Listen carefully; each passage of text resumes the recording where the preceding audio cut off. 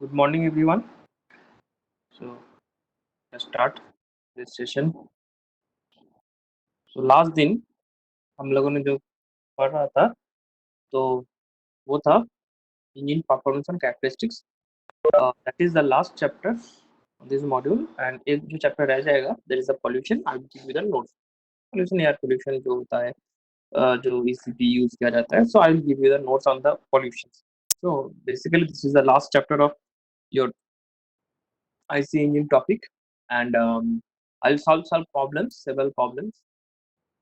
तो लास्ट दिन एक प्रॉब्लम सॉल्व किया था और एक प्रॉब्लम को बीच में छोड़ दिया था. तो आज वो प्रॉब्लम कंटिन्यू करेंगे.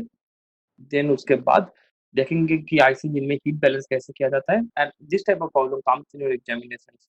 Okay. So if you are preparing for गेट्स and all other examinations then ये जो छोटा छोटा पोर्शन है इंजन परफॉर्मेंस कैरेक्टरिस्टिक्स से इधर से बहुत न्यूमेरिकल्स आता है. सो let us start with those numericals.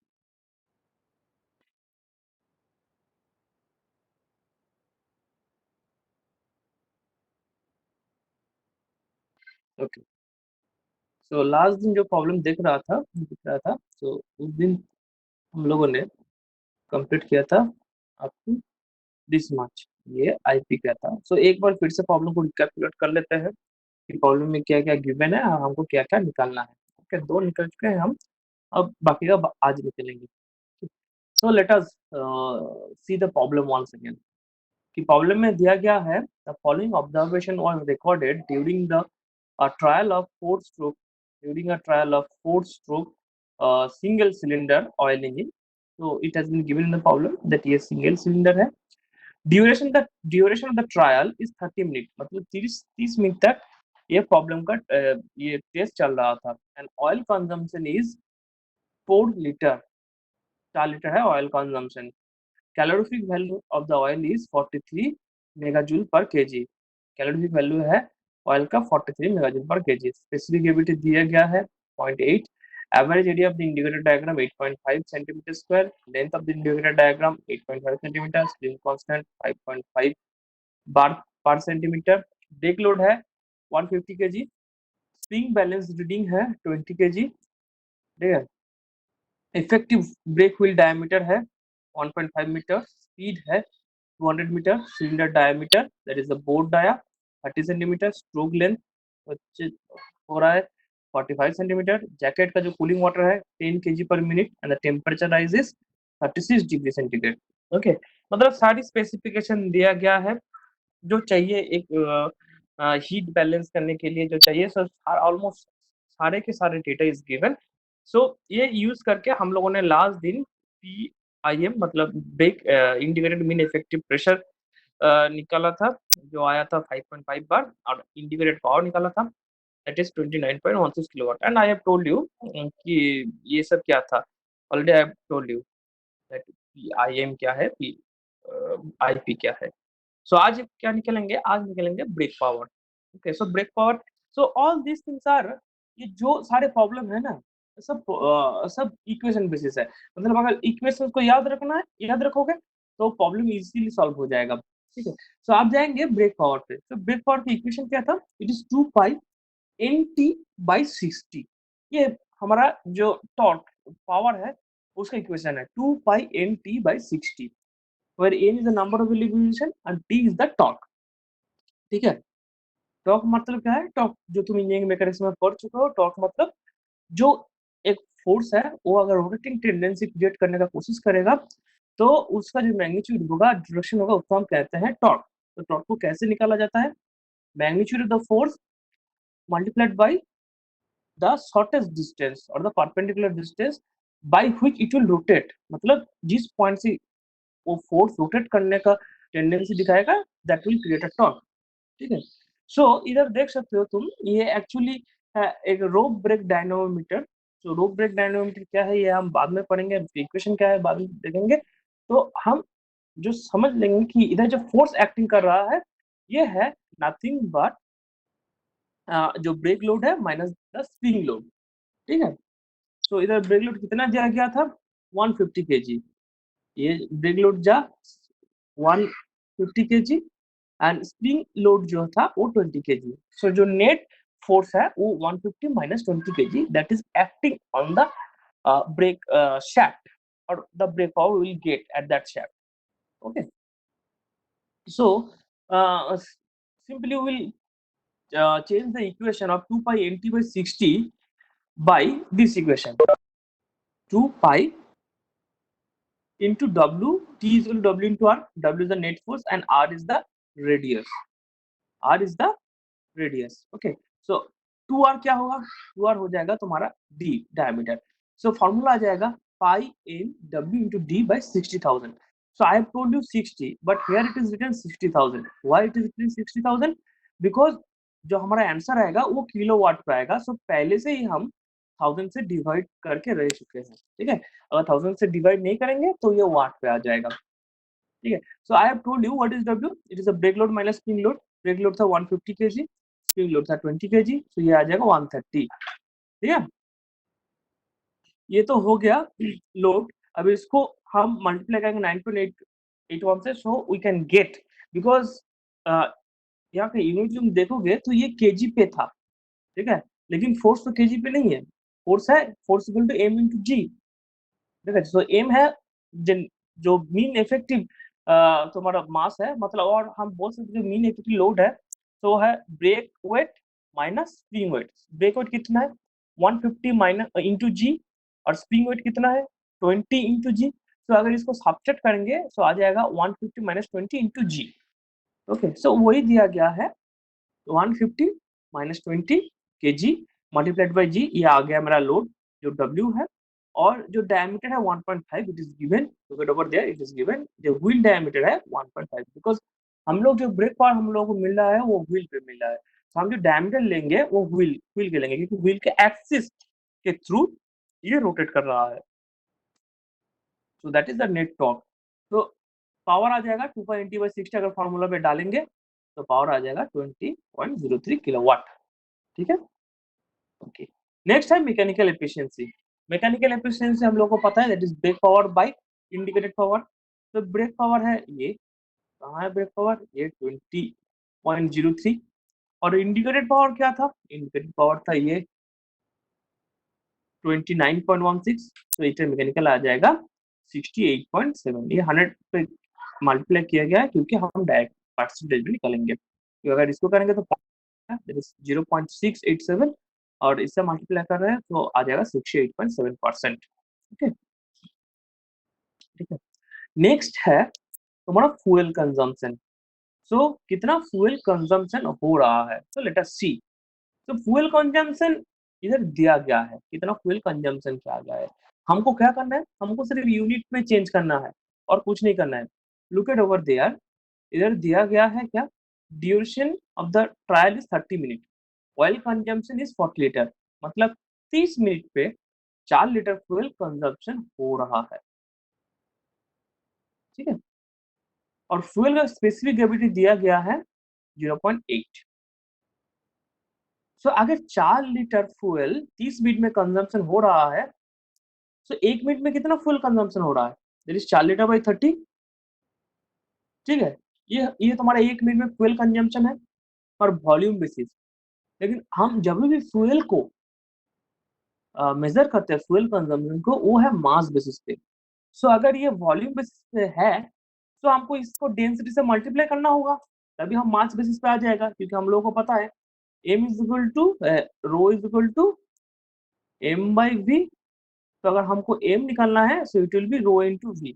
सो हमारा जो फ्यूल कंजम्पशन है वो वॉल्यूम बेसिस पे दिया गया है, तो हम अगर इसको रो से मल्टीप्लाई करेंगे तो हम जाएगा मास बेसिस पे। ठीक है, सो ये रो कैसे फाइंड आउट करेंगे हम, स्पेसिफिक ग्रेविटी दिया गया है। So nothing but rho is equal to specific gravity into 1000 होता है। ठीक है, सो रो आ जाएगा 800। सो हमारा कितना मास आ जाएगा पर मिनट पे, इट विल कम 4/30 इंटू 800, ये आ जाएगा। लेकिन ये मिनट पे है, हम इसको कन्वर्ट करेंगे आवर पे। कैसे, फिर से हम मल्टीप्लाई कर देंगे 60 से। ठीक है, सो अगर 60 से मल्टीप्लाई कर देंगे तो आ जाएगा आवर पे।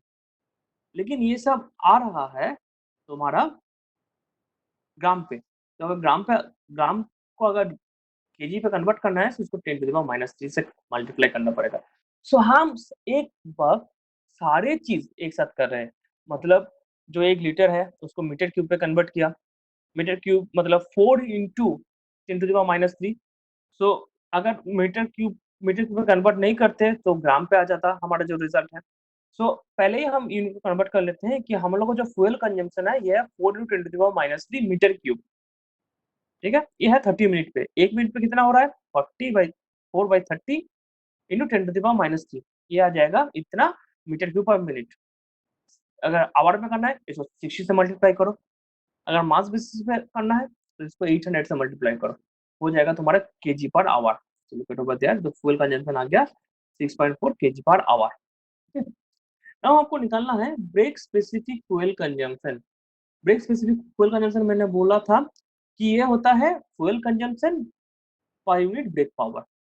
ठीक है, तो ब्रेक पावर हम लोगों को जितना आया है हम ये फ्यूल कंजम्पशन डिवाइड कर देंगे और आ जाएगा हम लोगों का brake specific fuel consumption. And वो आ रहा है 0.3195 केजी पर किलोवाट आवर। अब हम निकलेंगे ईटा आईटीएच मतलब इंडिकेटेड थर्मल एफिशिएंसी। ठीक है, इंडिकेटेड थर्मल एफिशिएंसी कैसे निकालना है? So direct put it in the formula indicated power by the heat added by the bounding of the fuel. Heat added कैसे होगा? कितना फ्यूल बर्न हो रहा है multiplied by the fuel calorific value. So MF कितना है? MF है तुम्हारा 6.4 केजी पर आवर। ठीक है, और फ्यूल का कैलोरीफिक वैल्यू कितना है? Calorific value is given, what is calorific value of mega joule पर 43 मेगा जूल पर केजी। सो फ्यूल का कैलोरीफिक वैल्यू दिया गया है तुम्हारा। हम लोगों का mass of the fuel fluid पता है तो कितना हीट लिबरेट होगा तो हम लोगों को पता चल जाएगा, इन दोनों को मल्टीप्लाई करेंगे। लेकिन एक बात ध्यान में रखना चाहिए कि हम लोग को जो यूनिट है यूनिट सेम होना चाहिए। तो हम लोग का जो यूनिट है हम उसको सेम यूनिट में कन्वर्ट करेंगे। मतलब हम लोग को अगर ऐसे यूनिट यूज कर रहे हैं तो ऐसे यूनिट करेंगे, अगर सीजीएस यूनिट यूज कर रहे हैं तो सीजीएस यूनिट करेंगे, अगर पूरा यूनिट किलोवाट पे है तो पूरा किलोवाट पे करेंगे। तो अगर ये अगर मेगाजूल पे है तो हमको इसको किलोजूल पे कन्वर्ट करना पड़ेगा। तो हम क्या करेंगे, जो यूनिट है उसका यूनिफॉर्मिटी लाएंगे so that will get the answer easily. तो अगर यूनिट को चेंज करने के बाद अगर हम इसमें पुट करेंगे, ठीक है, तो आ जाएगा जो एफिशिएंसी है वो 38.14%।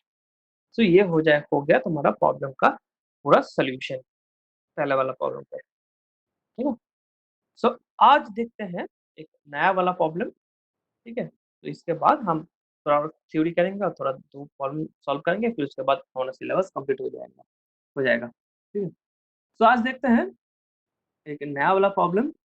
सो जो प्रॉब्लम गिवन होगा इन योर एग्जामिनेशन और if you want to design any IC engine और ग्रिड बैलेंस, सो प्रॉब्लम ये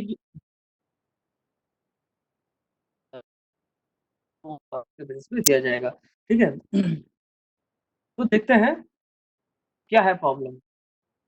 सो इधर दिया गया है ये 4 स्ट्रोक गैस इंजन, 4 स्ट्रोक है, has a cylinder diameter of 25 centimetre, stroke 45 centimetre, effective diameter है 1.6 मीटर। ब्रेक का इफेक्टिव डायमीटर, ठीक है, ये तुमको पता चलना चाहिए कि जो सिलेंडर है वो सिलेंडर का जो डाया है ये 25 सेंटीमीटर, सिलेंडर का जो लेंथ है स्ट्रोक लेंथ है इट इज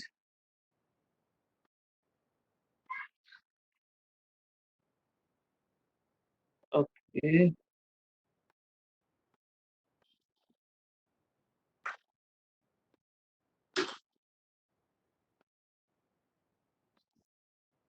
ओके सर, मैं video is not available so let us continue. So ये जो लेंथ है ये लेंथ है stroke length that is given as 45 centimetre. Effective diameter है ब्रेक का 1.6 metre. Observation made in a test of the engine were as follows: duration of the test 40 minute, total number of revolution 808 minute, मतलब जो 40 minute पे जितना revolution आ रहा है ये 8080 है। टोटल नंबर ऑफ एक्सप्लोजन मतलब कितना बार स्पार्क किया गया, कितना बार कंबशन हुआ, ये 3230 times. Net load on the brake है 90 kg, मीन इफेक्टिव प्रेशर है 5.8 bar, volume of the gas used है 7.5, pressure of the gas indicated in the meter 130 mm water of water 130 mm water of gauge pressure, मतलब जो pressure दिया गया है वो gauge pressure है। एटमॉस्फेरिक प्रेशर है 17 डिग्री सेंटीग्रेड, कैलोरीफिक वैल्यू है 19 मेगाजूल पर मीटर क्यूब एनटीपी, ठीक है। राइज इन टेम्परेचर, तो कूलिंग जैकेट है 45 centigrade and cooling water supplied है 180 डिग्री सेंटीग्रेड। क्या दिया गया है? इतने सारा डेटा दिया गया है। इतना सारा डेटा देख के पैनिक होने का जरूरत नहीं, क्योंकि हम लोग जो फॉर्मूला यूज करेंगे उसमें इन लोग ये जो डेटा है ये डायरेक्ट हम यूज हो जाएगा, कोई दिक्कत नहीं है, ठीक है। तो प्रॉब्लम में सेवरल वेरिएबल्स है एंड हर एक वेरिएबल इधर दिया गया है। तो हम लोग जब प्रॉब्लम सॉल्व करेंगे और जो इक्वेशन है उसमें जब डालेंगे सो ये डायरेक्ट डेटा आ जाएगा, ठीक है। ये डेटा डायरेक्ट यूज हो जाएगा। क्या करना होगा? सिर्फ सिर्फ यूनिट में चेंज करना पड़ेगा। तो द प्रॉब्लम का सॉल्यूशन क्या है? ये दिया है, draw a heat balance sheet, estimate the indicated thermal efficiency and break thermal efficiency and assume the atmospheric pressure is given as 160 mm 760 mm of Ag, मतलब मार्करी। सो जो डेटा दिया गया है वो एक टेबल के तरह दिया गया है, ठीक है। एंड हम लोग को बोला गया है जी कि एटमॉस्फेरिक जो है उसका एज्यूम करो 760 mm ऑफ Ag, क्योंकि हम लोग को जो pressure gas indicated in the meter दिया गया है, गेज प्रेशर दिया गया है। So I hope you have the concept of gauge pressure and the vacuum pressure. So I will not elaborate this in this solution. Already I have told in the second year whenever I was teaching you the fluid mechanics. Okay, let us solve the problem. तो first हम solve करेंगे indicated power. Indicated power का formula क्या है? P I M L into A into N by 60,000 ये direct kilowatt पे आएगा, ये डायरेक्ट आएगा किलोवाट पे। सो पी आई एम ये दिया गया है, इधर है P I M, look at over there PIM, let us erase all these things, okay। PIM दिया गया है, mean effective pressure is given 5.8 bar, pascal में कन्वर्ट कर दो, 10⁵ से मल्टीप्लाई कर दो। L इज गिवन, L मतलब स्ट्रोक लेंथ कितना है 45 सेंटीमीटर, मीटर पे कन्वर्ट कर दो, 100 से डिवाइड कर दो 0.45। ए कितना है 5/4 इंटू डी स्क्वायर, डी है 25 सेंटीमीटर मतलब 0.25 मीटर हो गया। अब एन को निकालना है, एन को कैसे निकालेंगे? कितने नंबर ऑफ एक्सप्लोशन है? ये देखो 3230 ये इतना नंबर ऑफ एक्सप्लोशन है, ठीक है। ड्यूरिंग द टेस्ट कितना है 40 मिनट्स। सो तुम्हारा एक हर मिनट पे कितना एक्सप्लोशन आएगा 3230/40, ठीक है। ये हो जाएगा तुम्हारा, और जो दो टर्म था N capital N into small N का जो टर्म हो जाएगा वो आ जाएगा इधर, दोनों एक साथ आ जाएगा, आ गया इधर 3230 और नीचे 60,000 है, ये आ जाएगा 17.25, ठीक है। ये आ गया तुम्हारा आईपी। अब हमको निकालना है BP, brake power. Brake power हम कैसे निकालेंगे? ब्रेक पावर हम निकालेंगे ऐसे, जैसे 2π/NT/60, लास्ट वाला बोल रहा था मैं। तो पहले टॉर्क को निकालो, फिर उसके बाद निकालो एन को, एन मतलब नंबर ऑफ रेवोल्यूशन, ठीक है। सो टॉर्क कितना है देखो, स्प्रिंग बैलेंस का लोड दिया गया है 90 kg। सो इसको कन्वर्ट करो वेट पे, तो ये वेट पे कन्वर्ट करेंगे तो आ जाएगा 90 into 9.81, look at over there, it is given 90 into 9.81, ठीक है।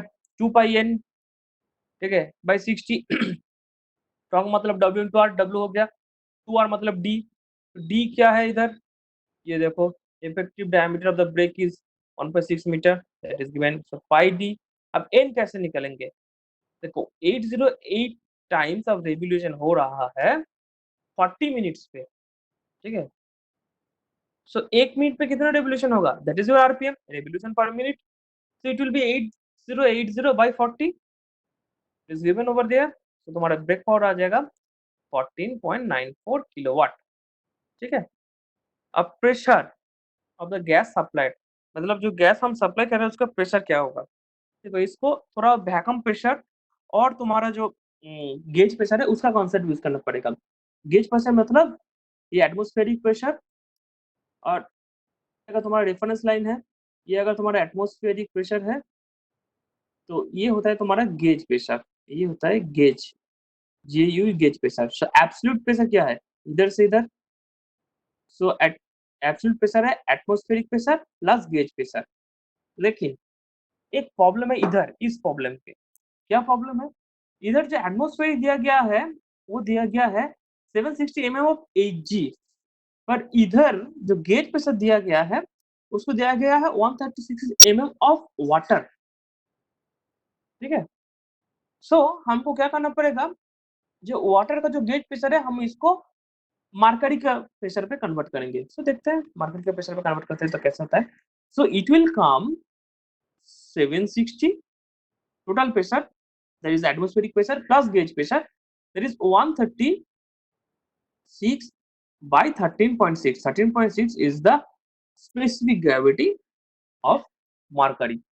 ठीक है, तो अगर हम यह फॉर्मूला यूज करते हैं तो आ जाएगा जो pressure gas supplied is 770 mm of Hg। ठीक है, अब निकालेंगे हम volume of the gas used eight NTP। तो ये हम कैसे निकालेंगे, ये बहुत सिंपल सा फंडा है, PV is equal to MRT। ठीक है, सो ये आ जाएगा MRT/P।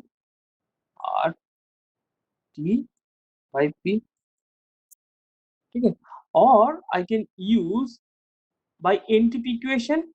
NTP इक्वेशन हम यूज कर सकते हैं क्योंकि इधर जो वॉल्यूम दिया गया है ये 7.5 मीटर क्यूब दिया गया है, हमको इस NTP में कन्वर्ट करना पड़ेगा। तो same formula use P1 V1 by T1 is equal to P2 V2 by T2। ठीक है, P1 V1 by T1 is equal to P2 V2 by T2। P1 V1 by T1 is equal to P2 V2 by T2। तो हम convert करेंगे normal temperature and pressure पे। ठीक है, तो हमारा ये जो वॉल्यूम था ये वॉल्यूम दिया गया था तुम्हारे नॉर्म स्टैंडर्ड पे, तो हम उसको कन्वर्ट कर रहे हैं नॉर्मल पे। कैसे, तो just put the all the values of in this formula and it will come at 7.15 metre cube. ठीक है, तो हीट कितना सप्लाई होगा, देखते हैं हीट कितना सप्लाई। और सो हम लोगों को पता चल गया कि वॉल्यूम फ्लो रेट, वॉल्यूम कितना घुस रहा है। ठीक है, वॉल्यूम ऑफ द फ्यूल कितना घुस रहा है। सो हम देखेंगे अगर इतना वॉल्यूम के लिए कितना हीट लिबरेट हो रहा है, तो इसके लिए हम यूज करेंगे कैलोरीफिक वैल्यू का कांसेप्ट। तो कैलोरीफिक वैल्यू क्या था, 19 joule mega joule per metre cube. Now you can ask me one question, sir, why you have converted this value STP into NTP? इसको हम NTP में कन्वर्ट किया क्योंकि हम लोगों को जो कैलोरी वैल्यू दिया गया है वो NTP पे है, नॉर्मल टेम्परेचर एंड प्रेशर पे है। सो हम जो हम वॉल्यूम यूज करेंगे वो नॉर्मल टेम्परेचर एंड प्रेशर पे यूज करेंगे। तो लुक एट ओवर दिया, ये इधर में क्या दिया गया है, इधर में दिया गया है मीटर क्यूब, मतलब जो हम लोगों को जो कैलोरी वैल्यू है ये वॉल्यूम बेसिस पे है, तो डायरेक्ट वॉल्यूम से मल्टीप्लाई कर दो तो हमारा आ जाएगा टोटल कैलोरी वैल्यू। ठीक है, सो इसको हम मल्टीप्लाई कर दिया टोटल वॉल्यूम सप्लाइड पे। नहीं, ये तो टोटल वॉल्यूम सप्लाइड पे है, हमको निकालना क्या है, पर मिनट पे हम कितना कितना एनर्जी सप्लाई कर रहे हैं। तो हमको देखना पड़ेगा कि ये टेस्ट चल कितना रहा, कितना टाइम तक रहा था। सो ये जब टेस्ट चल रहा था, ये टेस्ट चल रहा था 40 मिनट्स, मतलब हम लोग उधर जो एनर्जी सप्लाई किया ना वो 40 मिनट्स तक था। सो एक मिनट में हम कितना सप्लाई कर रहे थे energy, it will B divided by 40। So denominator पे आ जाएगा 40, डिनोमिनेटर पे आ गया 40। सो हीट सप्लाइड है किलो, इतना किलो जूल पर मिनट। ठीक है, so heat equivalent of BP, BP कितना था, ब्रेक पावर, ये था ब्रेक पावर। सो ये था पर सेकंड पे, तो हमको इसको निकालना है पर मिनट पे, कुछ नहीं, इसको मल्टीप्लाई कर दो 60 से आ जाएगा पर मिनट पे। इसको देखो मल्टीप्लाई कर दिया, इसको देखो मल्टीप्लाई कर दिया 60 से आ जाएगा पर मिनट पे। ना हम देखेंगे कि सो हम आप पूरा हीट निकल रहे हैं कि कितना हीट सप्लाई किया गया, कितना हीट ब्रेक पावर पे गया, मतलब जितना हीट का कितना परसेंट ब्रेक पावर पे गया वो हमने हमने देख लिया। हम देखेंगे अब कूलिंग मीडियम में कितना जा रहा है, लेट अस सी कूलिंग मीडियम में कितना जा रहा है। ओके, सो कूलिंग मीडियम पे जाने के लिए हमको कैलकुलेशन करना पड़ेगा इधर से। Over there cooling water supply कितना किया गया 180 केजी तो हम लोग को पता है H is equal to MC del T, ठीक है। तो डेल टी है 45 डिग्री सेंटीग्रेड, ठीक है। एम है 180 kg, look at over there, M है 180 kg, डेल जाएगा 45 centigrade. Now what is the C for water? Is it given? It is no, it is not given in the problem, so we have to consider by ourselves. तो हम लोग को remember करना पड़ेगा कि constant pressure में specific heat water का कितना होता है, इट इज 4.18, ये देखो 4.18 हो गया, ठीक है।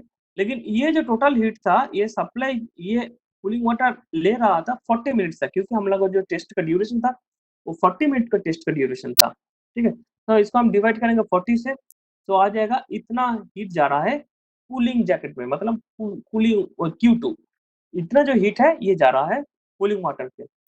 तो एग्जॉस्ट में कितना जा रहा है ड्यू टू रेडिएशन, और जो एग्जॉस्ट गैस है उससे कितना हीट बाहर जा रहा है, that is waste heat. So it is the net heat generated, जितना ब्रेक पावर पे मिल रहा है और जितना कूलिंग पे जा रहा है। तो ये बाकी का जो हम सबसेट कर देंगे तो आ जाएगा ये इतना, ठीक है। तो ये हो गया टोटल हीट का हमारा शीट, कि कितना हीट जनरेट हुआ, कितना हीट हम लोग को पावर जनरेशन पे लगा और मैकेनिकल एनर्जी में कन्वर्ट हुआ, कितना हीट कूलिंग जैकेट पे गया और कितना हीट बाहर निकल गया। ये थोड़ा तो पूरा जो हीट का है ना, ये पूरा हीट का पूरा जो हीट सप्लाई हो रहा है उसका कुंडली आ गया हमारे पास, ठीक है। सो अब हम निकल करेंगे हीट बैलेंस शीट, और वो करने से पहले बाकी का जो दो प्रॉब्लम था, जो बाकी का जो था वो सॉल्व कर लेते हैं कि इंडिकेटर थर्मल एफिशिएंसी कितना है और ब्रेक थर्मल एफिशिएंसी कितना है। तो ये डायरेक्ट हम फॉर्मूला पे डालेंगे आप, तो it will become IP by heat supplied, because we have given the heat supplied in minutes, so IP will be multiplied by 60. So the formula is little bit modified, so it will be IP into 60 by heat supplied per minute, ठीक है। सो IP हम लोगों को पता चल गया था, integrated power इधर से IP 17.25 किलोवाट। सो अगर हम ये कैलकुलेशन करेंगे पूरा फॉर्मूला पे डालेंगे, सो आ जाएगा 30.47%। और ईटीबीटी मतलब brake power by heat supplied, same thing, same चीज हम अप्लाई करेंगे, लेकिन हम IP के रिस्पेक्टिव में हम यूज करेंगे, instead of IP I will use BP। तो अगर हम BP यूज करेंगे तो आ जाएगा 26.39, ठीक है। तो ये आ गया इटाइटीज एंड बीटीज। नाउ हम heat balance sheet, heat balance sheet कुछ नहीं है, हम लोग जो कैलकुलेशन कर रहे थे उसको एक टेबल फॉर्म में लिख रहा था कि कितना हीट सप्लाई किया और वो हीट का यूटिलाइज कैसे होता है। कि हम लोग का जैसा सैलरी मिलने के बाद हम लोग जैसे खर्चा करते हैं ना, कि हम लोग इस खाते में इतना गया, उस खाते में इतना गया, फिर हम देखते हैं कितना बैलेंस पड़ा हुआ है। सो वही वही कैलकुलेशन है कि हम लोग का जो सैलरी है, हम लोग का जो सेविंग्स प्लस जो एक्सपेंडिचर है, वो हम दोनों को ऐड करेंगे। अगर वो सैलरी सेम है तो ठीक है, हम लोग का जो बैलेंस शीट है वो सेम है। सेम थिंग हम अप्लाई करेंगे इधर एक बैलेंस शीट करने में, ठीक है, कि हम लोग का कितना हीट सप्लाई किया गया और कितना हीट हमारा खर्चा हुआ, ठीक है। सो देखते हैं। So heat supplied by the fuel is 3396.26, ये हम लोग कैलकुलेट कर चुके हैं, ठीक है। तो हीट इक्विवेलेंट टू बीपी मतलब उस हीट का कितना परसेंट ब्रेक पावर पे जा रहा है, कितना कितना आप वर्क कर रहे हैं, वर्क में कितना यूज हो रहा है, that is 896.40। Heat loss due to cooling कितना है, heat loss due to cooling 846 लिखा गया है, 846। और जो heat loss in the exhaust वो है 1653, ठीक है। तो इट इज 1653। तो अगर ये तीनों को हम ऐड करेंगे तो आ जाएगा 3396.25। तो look at over it is same as. So कुछ नहीं किया हम लोगों, जो कैलकुलेशन किया हम लोग को टेबुलर फॉर्म में लिख दिया, बस that is the heat balance sheet, okay. So with this, I'm completing my lecture today. So if you have any question, then you can ask me.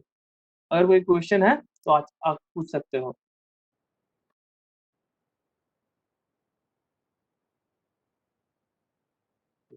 So I hope you don't have any question. So I am ending this meeting. Thank you.